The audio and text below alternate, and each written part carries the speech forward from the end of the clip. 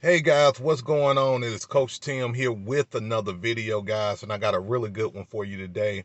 I'm going to talk about the difference between having a winning season and having a learning season, and how, in my opinion, having a learning season is more impactful than having a winning season. And I'm going to explain it shortly. Guys, before we get into the video, do me a solid. Hit that like button, guys, and subscribe to my channel, guys. You'll be doing me a big solid, and that's my gift to you guys. You can download my free Beast Formation playbook. It will be the second link in the description box below, guys.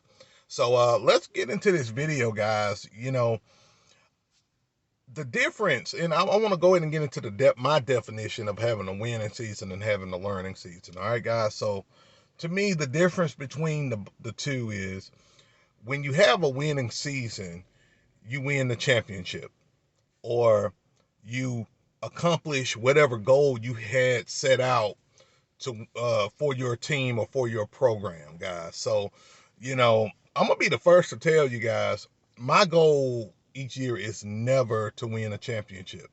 Never to win a championship. Even though I won a championship, it's never to win a championship. My goal is to, number one, always make sure my kids are better athletes than they were when they started the season. And number two, I always want to have a winning season, above 500 season with my squad. And I want to see the progression of my squad. So, that's always my goal as a youth football coach. I want to make sure my kids are ready for the next level, especially, with me coaching 11 and 12 year old kids. I want them to be ready and prepared at the middle school level. A learning season is when you may not have reached your goal, or you may have not had a winning season, guys. I know some of you guys, it's championship or bust. And that's fine. If that's your goal, cool. If it's championship or bust for you, cool, guys. But I'm here to tell you, the majority of us as coaches, regardless of our level, whether it's youth, middle school, high school, semi-pro, college, professional, most of us are going to have more learning seasons than winning seasons, especially if your goal is to always win a championship. You know what I mean? So for me this year, I knew it was going to be a learning season for me and my program, starting a new program in an area where the football team has had a 21-year losing streak. And, establishing a youth football program in a community like that, where they don't have any kind of feeder program for the youth football program, the youth high school, I knew that this season was going to be a learning season, and that's what it was for us, guys. Um, what other, and I went early in the video, I said that, you know, you can learn more from a learning season than a winning season. I'm gonna tell you what, this has been a big learning season for me, but this has been one of the most rewarding seasons for me because, I was able to really grow as a leader in the community, and really, you know, I was able to work with the high school coaching staff, able to get on that staff, work as an analyst, and the things that I learned, the ins and outs, and the relationships that I built this year has taken my coaching career to a whole nother level.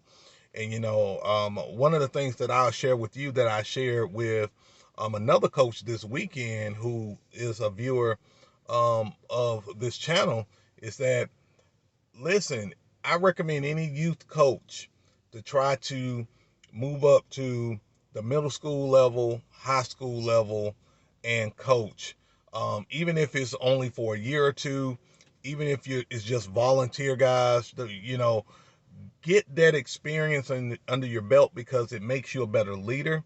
It helps you understand um, really the progression of the development of kids, guys. And listen, the year that I won, the championship for my squad, and we put up 72 points in the championship game, and we broke a 40-year record in that league. That was a big deal. Yeah, it was dope. It was awesome. It was something that nobody can take away from me unless they beat that record, put up more than 72 points. But I've always became a better coach in the seasons where I had either a losing season or I didn't meet my goal. I always got better from that. And, the same here, guys. I probably learned more this year as a youth football coach and as an analyst than I have any other year of coaching youth football guys. Just, learning how to identify how offensive coordinators and defensive coordinators adjust and really know how to strategize against offenses and defenses is priceless, guys. It elevates your football IQ to a next level. You don't want to be that coach, guys. And I'm saying this because I'm a veteran in the game at this point.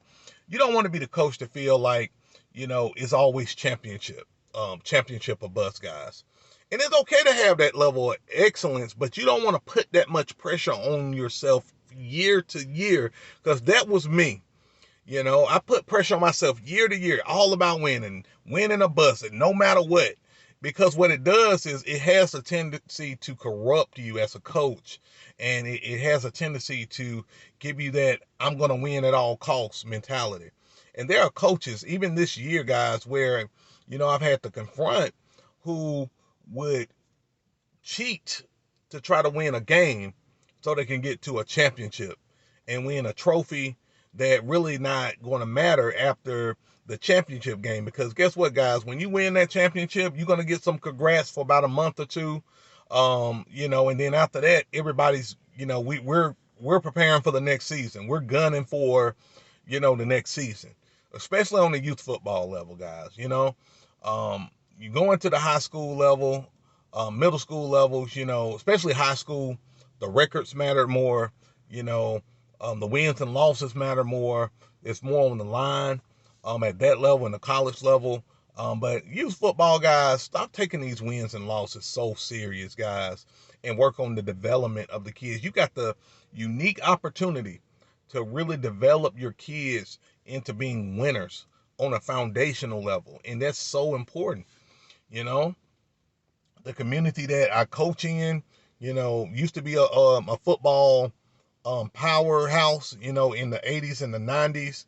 And then, it has became a desert, in terms of winning games. It's not had a winning season in 21 years, and I think part of that has just been there hasn't been a strong youth football program that's been consistent in that community, and so when you are resurrecting a program and you're trying to create a feeder system for that program, it takes time. It takes time. And guess what? I won a championship in that community, but guess what?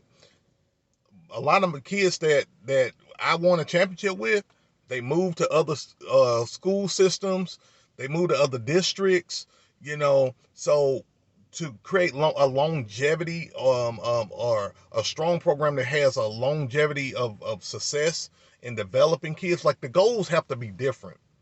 The goals have to be different. The goal can't always be to win a championship. The goal may be to make sure you have an adequate amount of kids on your roster to even compete, right? That may be a goal.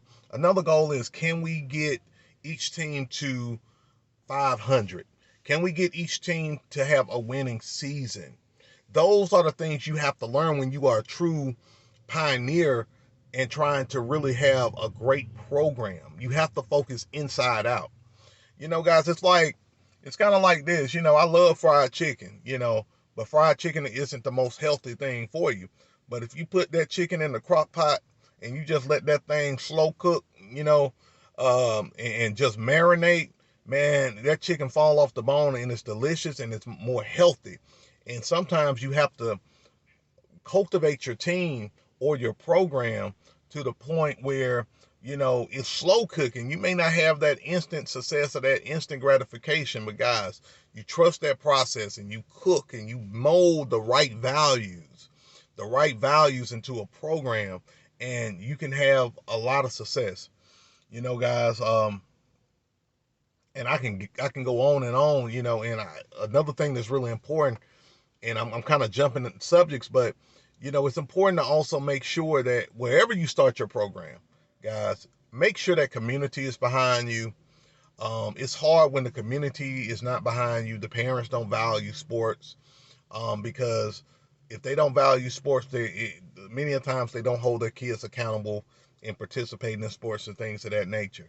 But anyway, guys, I just wanted to make this quick video talking about the difference between having a winning season and a learning season. And again, like I said, guys, having a learning season, in my opinion, is more important than having a winning season. A winning season may be more rewarding, but a learning season is going to be more meaningful in the long run. All right, guys. So, guys, don't forget to hit that like button, subscribe to my channel if you feel what I'm saying, guys. I love to hear your comments, guys, about what I'm talking about, guys. If you have any recommendations for content, guys, let me know. I got a lot of things coming down the pipe for you guys. All right, guys. This is Coach Tim with another video signing off. Remember, be great, have fun, and beast out. Peace.